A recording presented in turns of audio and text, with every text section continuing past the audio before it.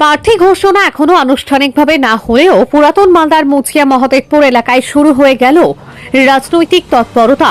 মালদা মন্ডল 4-এর বিজেপির পক্ষ থেকে মুছিয়া এলাকা জুড়ে জোর কদমে চলছে দেওয়াল লেখনের কাজ। দেওয়াল লেখনে উপস্থিত ছিলেন মুছিয়া অঞ্চল প্রধান পলি দাস, পুরাতন মালদা পঞ্চায়েত সমিতির বনভূমি কর্মাধ্যক্ষ অসিত কুমার সরকার সহ অন্যান্য কর্মীরা।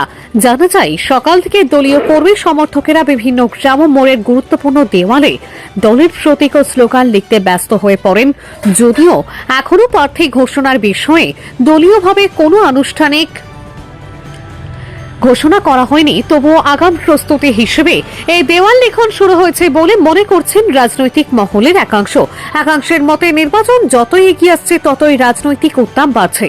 দেওয়াল লেখনের মাধ্যমে ভোটারদের কাছে নিজেদের বার্তা পৌঁছে দিতেই এই উদ্যোগ বলে দাবি বিজেপি নেতৃত্বের। সব মিলিয়ে প্রার্থী ঘোষণা না হলেও পুরাতন মালদার মুছিয়া মহদেবপুর এলাকায় দেওয়াল লেখনকে কেন্দ্র করে ইতিমধ্যেই শুরু হয়েছে নির্বাচনী আবহ। আগামী দিনে প্রার্থী ঘোষণার পরেই রাজনৈতিক তৎপরতা আরো জোরদার হবে বলেই মনে করছেন স্থানীয়রা। গত 17 জানুয়ারি দ্বিতীয়বারের জন্য দেশের যশস্বী প্রধানমন্ত্রী মালদাতে এসেছিলেন।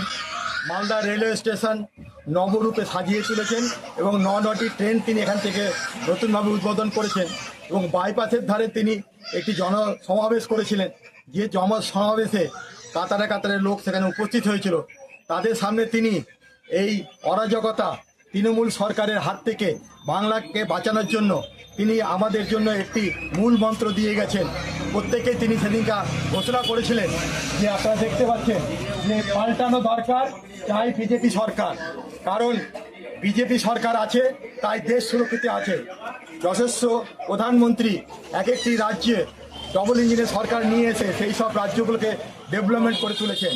কিন্তু এই পশ্চিমবঙ্গে চোর তৃণমূলের সরকার, তারা কয়লা, বালি, গরু চুরি থেকে শুরু করে লাস্টে ফাইল চুরি পর্যন্ত তিনি করেছেন এবং এইখানকার শিক্ষিত বেকারদের চাকরি চুরি করে তাদেরকে এখন ভাতায় রূপান্তরিত করেছে। তাই এই পশ্চিম বাংলাকে এই অরাজকতার চোর তৃণমূলের হাত থেকে বাঁচাতে গেলে 2026-এ পশ্চিমবঙ্গে যশস্বী প্রধানমন্ত্রী তার হাত ধরে ডবল ইঞ্জিনের সরকার নিয়ে আসতে হবে এবং পশ্চিমবঙ্গবাসী বদ্ধপরিকর এবং তাদের সেই ভারতীয় জনতা পার্টি এবং মোদীজির সুযোগ্য সৈনিক হিসাবে আমরা মালদা মন্ডল 4-এ মুছিয়া অঞ্চলের সমস্ত কার্যকর্তাদেরকে নিয়ে সেদিন থেকে আমরা মাঠে ময়দানে নেমে পড়েছি।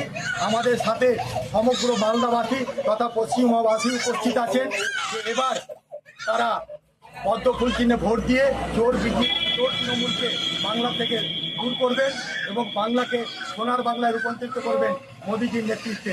জয় শ্রীরাম, ভারত মাতা কি জয়।